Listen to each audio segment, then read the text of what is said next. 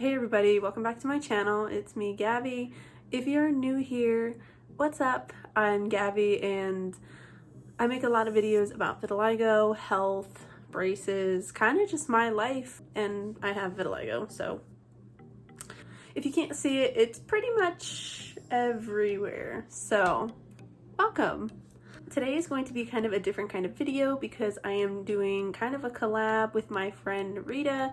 We met over Instagram and we thought it would be a good idea to make a video about why she chose Invisalign and why I chose braces.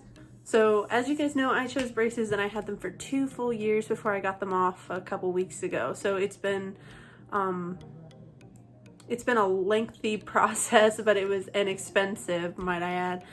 But it was definitely worth it in the end. So I thought I would share my thoughts on the braces portion. So before I get into that, this is a little clip of Nerida's video.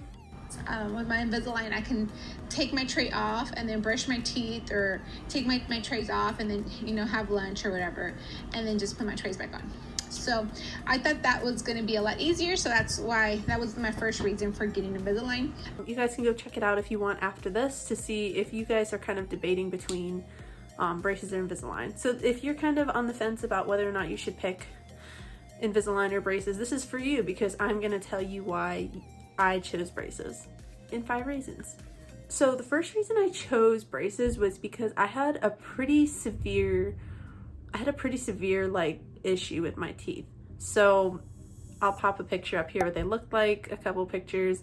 They were pretty bad, and with my teeth being so bad, it was pretty important to me to be able to be seen in person frequently on a regular basis. So I don't know exactly how Invisalign works, if they see you every time you need a new set of trays or if they just mail them to you. I'm not sure how that works, but with braces I know that they see you and adjust your braces, the wire, manually. So it's like there's a lot more being hands-on during this process, and it made me feel much better knowing that I had an orthodontist that I could go to right near me if I really needed anything. So the second thing was schedule flexibility.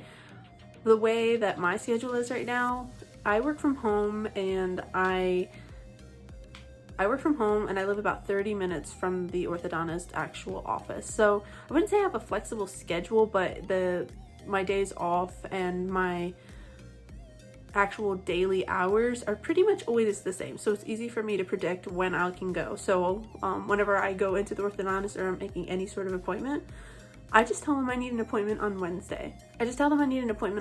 And that just works best for me because those are always my day. That's one of my days off. So it's always easy for me to, predict that. So if you have a schedule that you can easily predict, that can help you decide. And with Invisalign, I don't know, like I said before, I don't really know how it works. I didn't get into all that because I didn't end up choosing it. But I'm not sure if they give you multiple trays for multiple months at once. I really couldn't tell you. So I'm not sure if they require you to come in at all or anything like that. So if you know, please let me know down below because I genuinely have no idea. The third thing was clear brackets. As you all know, you probably don't even know, but because I barely know, but I am 23. I'm about to turn 24 in February. So that means when I got them, I was about 21. So having braces as an adult was definitely a concern for me. I kind of felt like people wouldn't take me seriously. I'm in my 20s and I have braces. It just, I always pictured having them as, a child or, even a teen, but I didn't ever expect to have them as an adult. So I was really afraid people wouldn't take me seriously. So the fact that my orthodontist actually offered clear brackets at no additional cost was pretty major for me because I've heard a lot of places charge extra if you want clear brackets. I don't know if it's more expensive or it's just like a different process to put them on, but they definitely charge more in some places. And the fact that mine didn't was pretty big for me. And I thought, if I'm gonna have braces, I want to look as normal as I can to my regular self because you know, I am an adult and I just felt more comfortable that way. The fourth thing was location.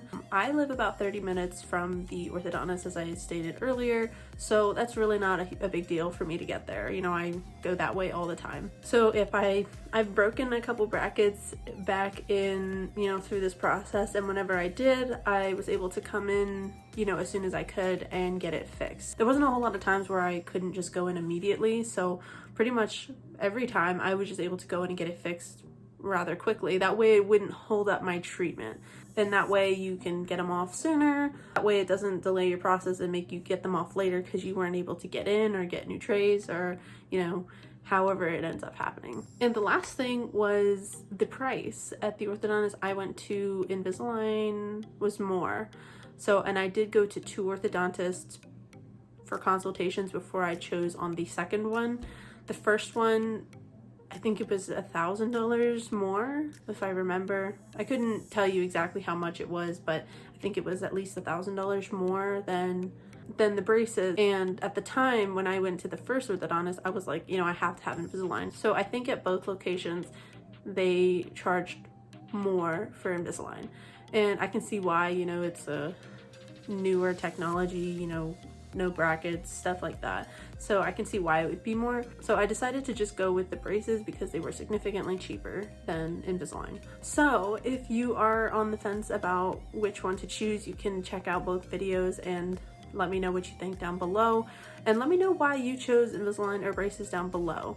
So go ahead and check out Nerida's video, and I'll see you guys in the next video.